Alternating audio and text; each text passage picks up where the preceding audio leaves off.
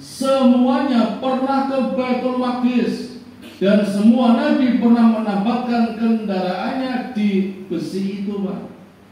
Ya mungkin seperti itu bentuknya di besinya.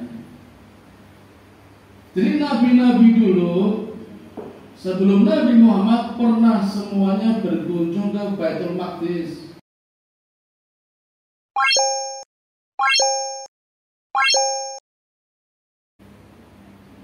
Assalamualaikum warahmatullahi wabarakatuh.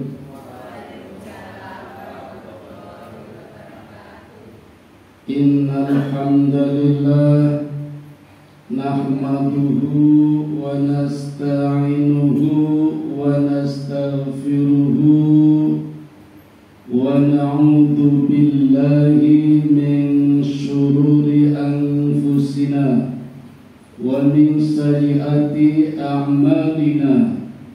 May yahdihillahu fala mudilla lahu wa may yudlil fala hadiya lahu. Ashhadu an la ilaha illallah wahdahu la syarika lah wa ashhadu anna Muhammadan abduhu wa rasuluhu la nabiyya ba'da. Bapak Ibu, saudara-saudara jamaah Masjid Anugerah Ilahi yang dianugerahi Allah, mari pertama kita panjatkan rasa syukur kehadirat Allah Subhanahu wa Ta'ala yang tak jemu-jemunya melimpahkan rahmat, taufik, hidayah, inayah dan berbagai kenikmatan kepada kita sekalian. Di antaranya nikmat iman Islam, nikmat sehat dan sempat, hingga kita bisa berkunjung mendatangi undangan Allah dalam rangka pengajian Sabtu Pungkasan. Leres? Alhamdulillah, mudah-mudahan panjenengan sedaya mendapatkan ganjaran dan bayaran yang berlipat-lipat. Kedua, sholawat teriring salam mari kita sanjungkan pula buat junjungan kita, putra Abdullah, buah hatinya Aminah, intannya Mekah, berliannya Madinah, yaitu Nabi Muhammad sallallahu alaihi wasallam beserta keluarga, sahabat, dan mudah-mudahan termasuk kita juga sebagai umat yang setia akan ajarannya. Jamaah yang dirahmati Allah, malam ini kita sudah berada di akhir tanggal akhir bulan Rajab, satu dari 4 bulan yang diberkati Allah. Di dalam Al-Quran surat At-Taubah, surat yang ke-9 ayat 36, Allah sudah menyebutkan sejak penciptaan langit dan bumi, Allah sudah mencatat di kitab Lauhil Mahfuz kalau satu tahun ada 12 bulan, dan tahun ini disebut tahun Komariah dari kata komar yang artinya bulan. Maka perhitungan harinya dalam satu tahun menggunakan perputaran bulan.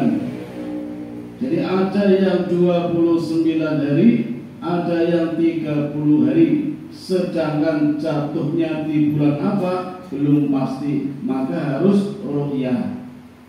Nah, bulan-bulan ini namanya Muharram, Safar, Rabiul Awal, Rabiul Akhir, Jumadil Awal, Jumadil Akhir, Rajab, Sya'ban, Ramadan, Syawal, Dzulqa'dah, Dzulhijjah. 12 pas.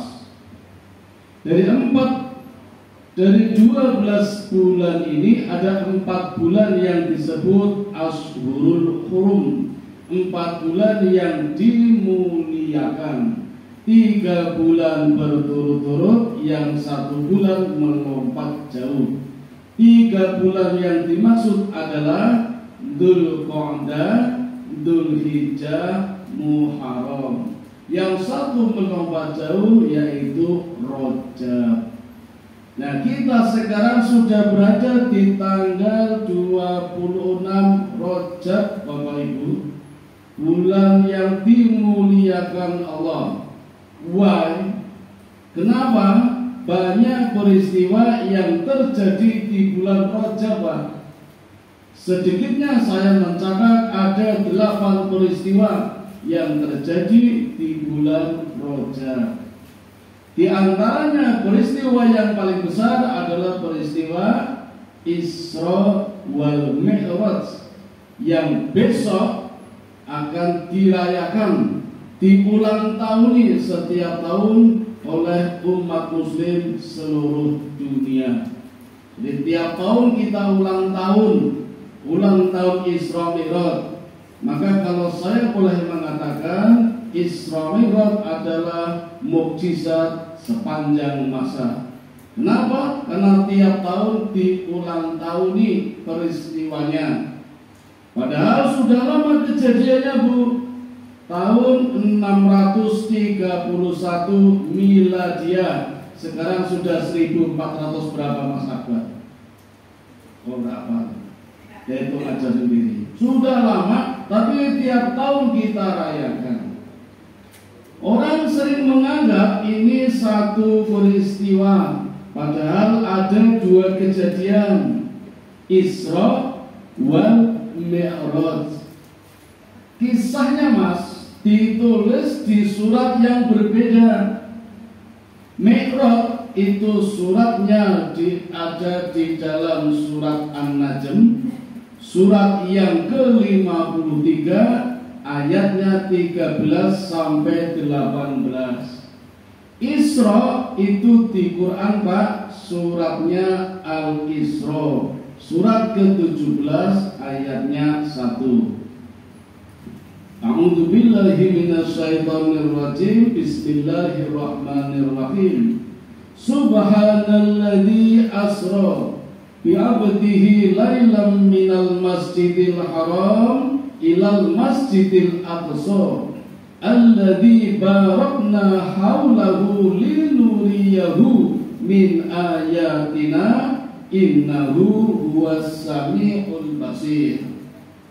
Artinya Maha Suci Allah. Perhatikan Bapak Ibu, ayat ini dimulai dengan kalimat Maha Suci Allah. Suci itu artinya tidak cuma bersih, bersih di atas bersih, bersih kuadrat, tanpa noda, tanpa kotoran. Hendak bercerita, Allah akan menceritakan kisah ini. Kalau diawali dengan Maha Suci, berarti benar-benar kisah, benar-benar terjadi, bukan kebohongan. Sekarang kan banyak orang cerita-cerita bohong, yang penting bisa gawe konten, ya gitu. Allah ini benar-benar suci, bersih dari hoax dan sebagainya. Namun kadang, jangankan sekarang, jangankan zaman dulu, masih ada orang yang belum percaya dengan kejadian yang namanya Isra, apalagi Mi'raj. Maha suci Allah yang telah memperjalankan hambanya diperjalankan. Berarti terima beres Bapak Ibu. Jenengan ajeng tindakan teng Semarang, numpak kereta nopo travel, nopo pesawat, bayar boten? Bayar, dadak pesen tiket, kadang setahun sebelumnya udah pesen. Mungkin iki meh bodoh toh. Walaupun kurang 3 bulan pun habis tiketnya ada. Ya, tinggal milih pesawat habis, kereta habis, bisa itu sekarang pelaku destinasi. Nek ajeng mudik nopo pulang kampung. kan bayar dewe. Belum nanti di lokasinya diperiksa lagi, di dalamnya butuh konsumsi. Itu namanya tidak terima beres, harus bersusah-susah. Nabi, Bapak Ibu, Isra wal Mi'raj diperjalankan Allah, jadi terima beres. Kendaraannya saja luar biasa, private, buruk. Kemarin ada yang private jet, tapi kan naik bank. Ini Nabi nggak naik bank ini. Perjalanannya penuh dengan ibadah, penuh dengan ibadah. Linuriyahu min ayatina, Allah tunjukkan sebagian kebesaran-kebesaran Allah. Jadi kebesaran Allah banyak, Allah tunjukkan sebagian aja. Sepanjang perjalanannya penuh dengan ibadah. Beda dengan pemimpin-pemimpin kita, sepanjang perjalanannya penuh dengan menyakiti rakyat, menghabiskan dana banyak di sana, foya-foya, belanja, bikin konten, upload, makan roti 400.000. Ini sih depan roti ini tidak masak. Oh dulu ya, terus di pangan dulu bisa nih. Waktu nopo-nopo kan masa pertumbuhan biar cepat besar. Nah, kurang mulai bawa lagi masa berat. Bapak Ibu, Isra seperti disebutkan dalam ayat tadi adalah perjalanan malam dan suci dari Masjidil Haram menuju Masjidil Aqsa dengan menggunakan private buruk, kendaraan tercepat di dunia bahkan di akhirat. Kecepatannya melebihi kecepatan cahaya, padahal cahaya kecepatannya mampu menempuh jarak 300.000 km per detik di ruang hampa. Buruk melebihi itu. Bentuknya binatang, Pak, lebih besar dari himar, lebih kecil dari bigol. Bigol apa, Bu? Hasil perkawinan kuda dan keledai, anaknya namanya bigol. Nah, lebih kecil dari bigol, lebih besar dari himar, itu namanya buruk. Kecepatannya ketika kaki buruk dalam pandangan terdepan itu sudah sampai. Jadi begitu cepatnya nggak terasa goyang-goyang, ngerti-ngerti tekan. Ini kendaraan yang dipakai Nabi ketika melakukan perjalanan Isra dari Masjidil Haram menuju Masjidil Aqsa. Orang-orang biasa dulu, pedagang-pedagang Makkah yang hendak berdagang di negeri Syam, Abu Jahal, Abu Lahab, Abu Sofyan, itu biasanya menempuh waktu 3 bulan baru sampai, Pak, dengan naik onta. Nabi hanya 1 malam, maka hampir tidak ada yang percaya melakukan perjalanan begitu jauh hanya dalam 1 malam. Tapi ini kisah nyata yang namanya Isra. Nah, Bapak Ibu, dalam perjalanan Isra ada beberapa kejadian. Di antaranya Nabi dikejar oleh jin ifrit. Pernah lihat jin ifrit pas akbar? Oh belum ya. Sambil ngemil. Jin ifrit dia hobinya ngemil juga ya. Dengan membawa api. Tapi setiap Nabi berdoa, apinya malah menyumbat mulutnya jin ifrit itu sendiri dan jatuh tersungkur. Nabi selamat. Kejadian berikutnya, Nabi di perjalanan melihat orang laki-laki membawa kayu bakar, Pak. Wokeh banget, dhuwur banget. Jenengan nate ningali tukang rosok itu nganggo sepeda niku iso nggawa kulkas barang kami. Hebat banget asing dirosok kabeh. Ini yang dilihat Nabi ketika Isra bukan tukang rosok, bukan. Orang lelaki yang membawa kayu bakar dipinggul nganti dhuwur, nganti mete-mete bagus ora kuat, ning masih nyari kayu bakar lagi. Nabi tanya, ya Jibril, ada apa dengan orang tua itu? Jibril menjawab, itulah orang yang banyak jabatannya, yang banyak pekerjaannya, tapi tidak amanah. Jabatannya rangkap-rangkap, gajinya di mana-mana, tapi enggak beres, banyak korupsinya. Ada orang ini di Indonesia? Banyak. Enggak ada yang beres.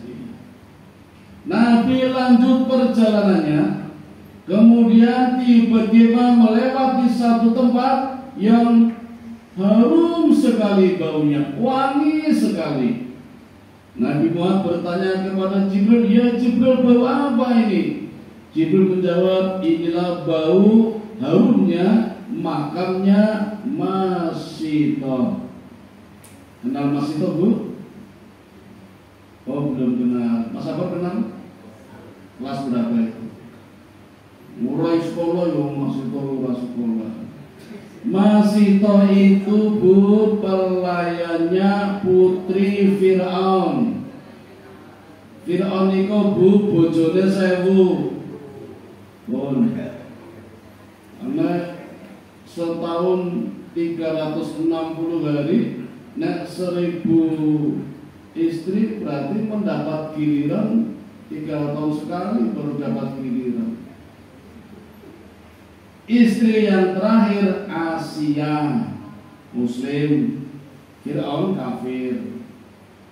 Jadi wong kafir ngawini wong Muslim, tapi nggak pernah tersentuh, Bu.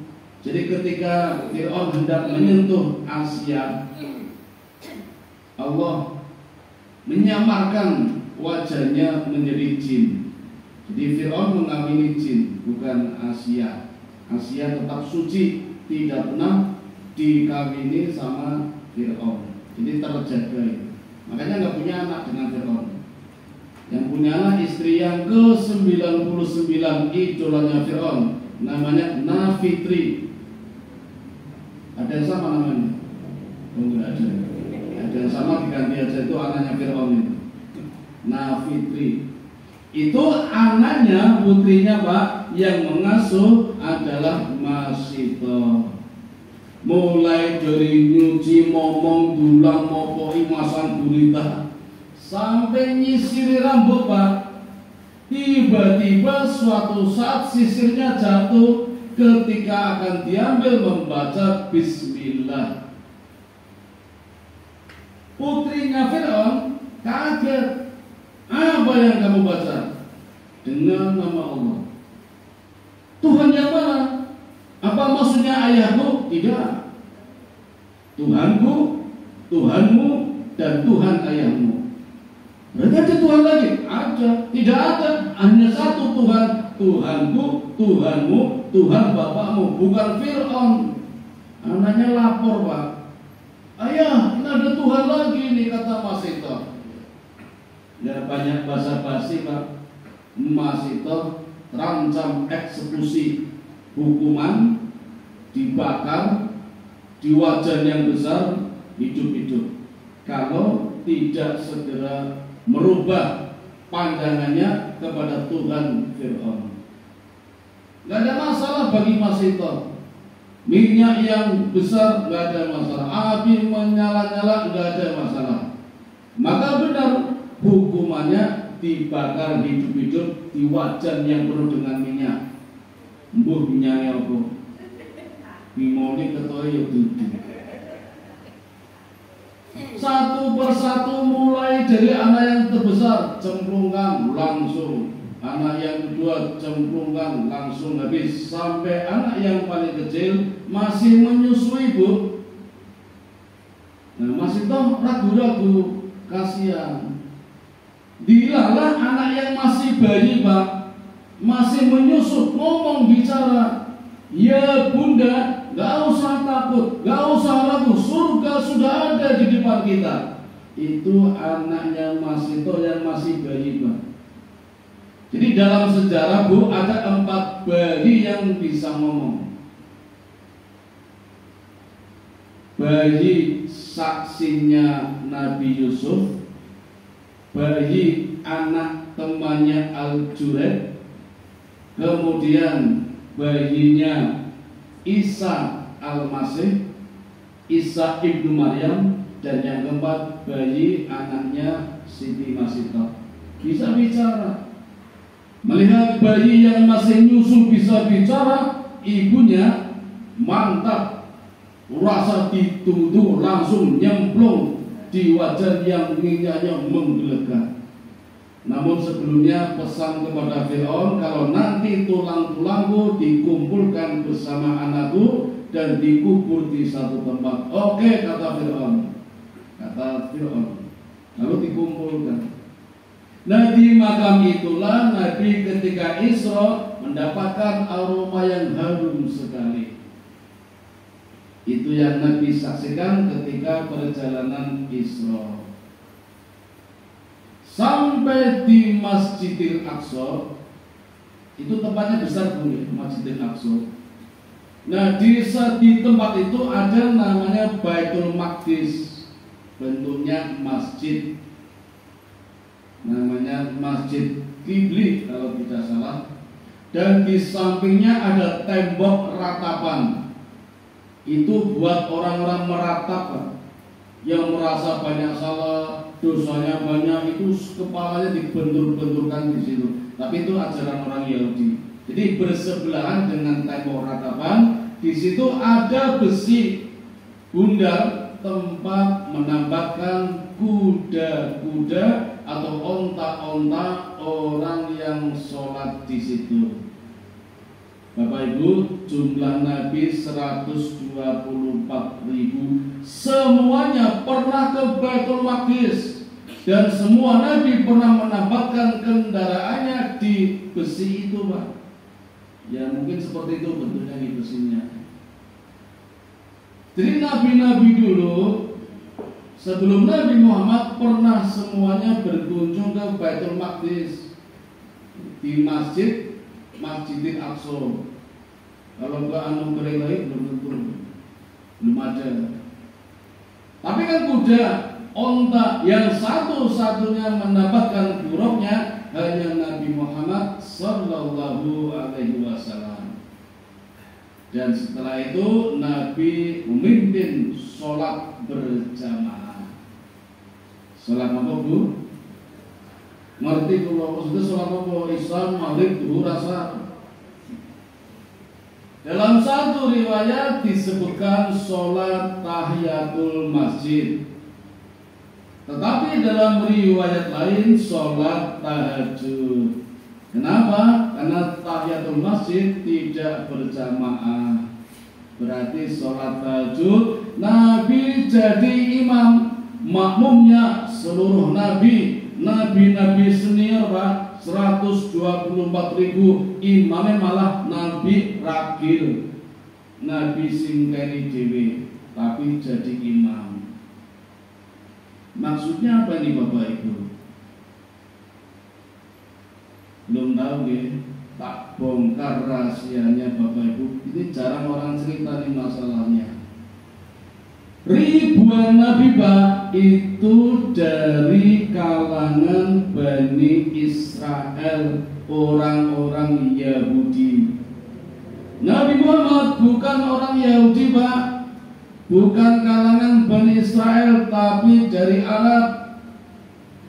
Berarti di Masjidil Aqsa Nabi ini kok tamu jadi imam, jadi pemimpin sholat, dan nabi-nabi yang lain jadi makmum. Sudah paham apa maksudnya? Apa? Kalau mulang bapaknya Bu, Mas Akbar dilalah orang mulang. Ini satu bis di Bali. Akbar Buri mulang ngarep. Ya teman sekolah beda kelas ya Mas Akbar ya. Kalau biar muncul bapaknya pas NTS. Maksudnya Bapak Ibu, Nabi Ini ada pesan terselubung dari Allah untuk menjadi pemimpin umat Islam, pemimpin umatnya orang-orang Bani Israel yang dongayal beling sampai sekarang masih menggempur Gaza. Dan pesan yang lain, Pak, seolah-olah Allah berpesan kepada Nabi Muhammad, ya Muhammad, rebut kembali Palestina. Itu pesannya, Pak. Baitul Maqdis kan di Palestina, Pak. Kuasai kembali tempat itu, maksudnya itu. Sekarang Nabi sudah tiada, berarti kita Bapak Ibu yang dipesankan Allah untuk merebut kembali Palestina dari tangan-tangan Israel yang hari ini masih menggempur Gaza. Wani boten perawani, malah dilarang ke sana, senjata nggak punya. Oke lah, berdoa saja Bapak Ibu. Doa saja sudah ringan pun direwangi wong Palestina, coba berdoa. Cilik-cilik di sana berdoa, ya Allah hancurkan Amerika ya Allah. Saat ini kebakaran. Sudah berapa hari apinya nggak padam, malah muncul sumber api baru. Tidak cuma Los Angeles, Los Angeles malah. Sudah sampai California. Wah. Cara berhentinya hanya satu, Pak, bertobat. Wes, nyala bertobat nggak berhenti. Malah nyalakan Rusia, malah nyalakan Indonesia. Dikira yang mendoakan orang Indonesia. Itu pesan Allah yang tersembunyi. Rebut kembali Palestina. Pun Isra rambung, Nabi keluar dari masjid, ditawari malaikat Jibril, sebelah kanan susu, sebelah kiri khamar. Nabi pilih apa, Pak? Pun ngertos milih susu. Kata Jibril, ya Muhammad, engkau sudah memilih fitrahnya. Susu, Pak. Milih susu saja, Pak. Sekarang banyak umat yang teler gara-gara outlet 23 minuman keras gratis di tempat. Pembeli bayar. Hati-hati, Bu. Efeknya langsung begitu minum sirai miring. Dari pakai ketak-ketak madang-madang ngomongnya ngawur, radikal, rasial, saru-saru, porno orang benar. Ketika nono bocah, kaya nono wis berarti minum minuman keras. Ketok rasa dihapusi.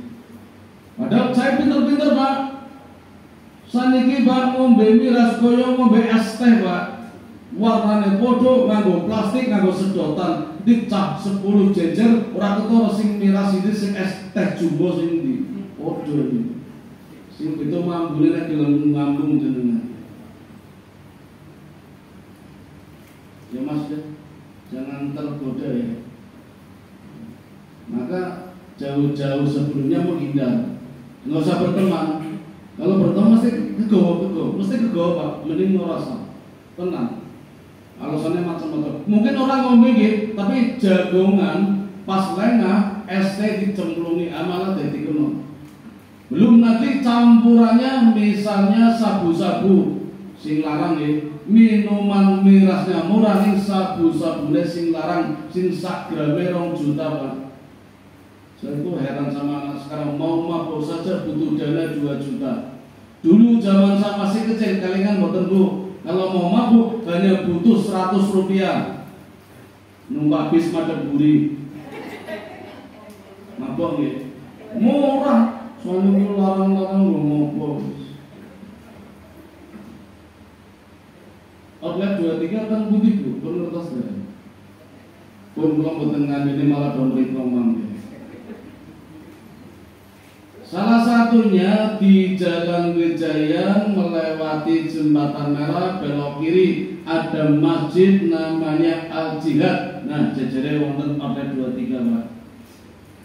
Zamannya habis. Pengajiannya kelong, mau 30 kali 20. yang banyak oleh 2-3-nya, masjidnya mulai sepi. Naudzubillah min dzalik. Padahal Nabi milih susu, apalagi kalau Nabi dulu milih khamar. Itu yang ditawarkan malaikat Jibril.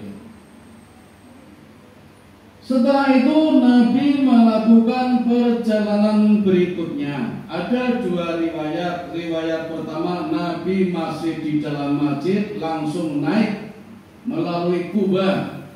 Riwayat kedua, Nabi keluar dari masjid kemudian langsung naik, tangannya dipegang malaikat Jibril, langsung naik melakukan perjalanan Mi'raj dari Masjidil Aqsa naik sampai ke langit 7. Monggo dengan yang diyakini pundi bebas.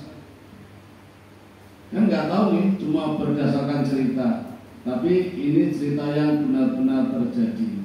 Berarti buruknya ditambatkan di besi itu, Nabi naik bersama Jibril mulai dari langit yang pertama sampai di langit pertama masih terkunci, kemudian dibuka oleh malaikat penjaga pintu pertama. Ada apa Jibril? Saya membawa utusan. Siapa? Muhammad. Apa memang sudah diutus Allah? Sudah. Oh, kalau begitu silakan masuk. Silakan, orang yang terbaik dari orang yang terbaik. Nabi masuk langit pertama, bertemu dengan seorang laki-laki yang gagah, tinggi besar. Nabi Muhammad bertanya, siapa ya Jibril? Itulah ayahmu, Nabi Adam. Berilah salam kepadanya. Nabi salam. Nabi Adam menjawab, selamat datang anakku yang soleh, Nabi yang soleh. Selesai langit pertama, Nabi naik ke langit kedua, dijaga oleh malaikat penjaga langit kedua. Setelah dibuka, Nabi melihat 2 orang putra cakep-cakep, ganteng-ganteng, putih-putih, mirip wong Noto Yuda. Ini ngatur, mirip. Nabi pertama siapa ya Jibril? Itulah Nabi Yahya dan Nabi Isa. Itu sedulur Pak. Jadi Yahya itu ponakannya Nabi Isa. Semuanya dulu ketika di dunia dibunuh oleh orang-orang Yahudi Pak. Yahya dipenggal kepalanya, Nabi Isa disalib kakinya. Karena Nabi Isa belum meninggal, cuma diangkat oleh Allah. Selesai di langit kedua, Nabi menuju ke langit yang ketiga. Masih dengan malaikat Jibril di langit ketiga. Setelah pintu dibuka oleh malaikat penjaga pintu ketiga, bertemu dengan seorang laki-laki lagi. Sinten Bu? Nabi Yusuf. Nabi Yusuf adalah nabi yang ketampanannya separohnya Nabi Muhammad. Itu Nabi Yusuf ya Muhammad, orang yang tampan separohnya kamu. Jadi ketampanannya Nabi Muhammad separohnya diberikan kepada Nabi Yusuf. Kalau orang kemanan Bu. Setelah salam, mendoakan, Nabi pamitan, naik lagi ke langit keempat. Dan di langit keempat ketemu dengan Nabi. Apa Mas Abang? Gak usah browsing. Browsingnya di sekolah aja, gak tau browsing. Ngapain aja? Ketemu dengan Nabi Idris. Nabi yang dikabarkan juga masih hidup, sekarang menempati langit yang keempat. Nabi naik lagi di langit yang kelima, dan di langit yang kelima ketemu dengan Nabi siapa Pak? Nabi Harun. Nabi salam, Nabi Harun menjawab, selamat datang putraku yang soleh, Nabi yang soleh. Naik lagi di langit ke-6, ketemu dengan Nabi sinten Bu? Nabi Musa alaihi salatu wassalam. Kata Jibril, berikan salam kepadanya. Nabi salam dan Nabi Musa menjawab, selamat datang wahai saudaraku yang soleh, Nabi yang soleh. Ketika Nabi hendak meninggalkan Nabi Musa menangis, Pak. Lalu Nabi mendekati, ada apa Musa, engkau kok menangis? Kata Nabi Musa, ya Muhammad, engkau beruntung, umatmu lebih banyak daripada umatku. Rupanya Nabi Musa menangis karena umatnya kalah banyaknya dengan umatnya Nabi Muhammad. Lalu Nabi naik lagi sampai pada langit yang ketujuh. Nabi berikan salam. Malaikat Jibril mengatakan, berikan salam kepada ayahmu. Itulah ayahmu yang wajahnya mirip dengan kamu. Siapa? Nabi Ibrahim alaihi salatu wassalam. Nabi melihat Nabi Ibrahim beserta anak-anaknya. Dan Nabi bertanya, itu anak-anaknya siapa? Itulah anak-anak yang dulu meninggal sebelum akil balik. Dan Nabi melihat Nabi Ibrahim bersandar di Ka'bahnya Baitul Makmur.